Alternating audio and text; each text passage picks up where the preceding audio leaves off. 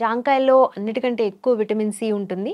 ఈ vitamin C అనేది మన ఇమ్యూన్ సిస్టమ్ స్ట్రాంగ్‌గా ఉండేందుకు చాలా అవసరం. సో, ఒక్క జాంకాయ అంటే ఒక 100 గ్రామ్స్ జాంకాయ తీసుకుంటే మన బాడీకి ఆ రోజుకి అవసరమైనటువంటి విటమిన్ సి అంతా గూడా ఒక్క జాంకాయ నుంచే వస్తుందనమాట. అలాగే వాటర్‌మెలన్ తీసుకున్నామనుకోండి. సమ్మర్‌లో ఎక్కువ వాటర్‌మెలన్.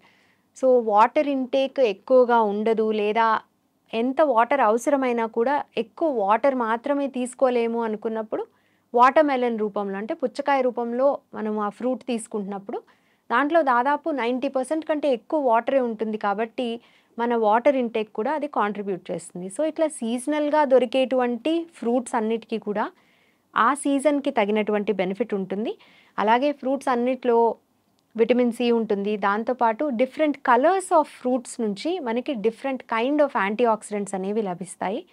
రెగ్యులర్‌గా డయట్‌లో మనం ఈ antioxidants foods, rich foods తీసుకున్నప్పుడు ఏంటంటే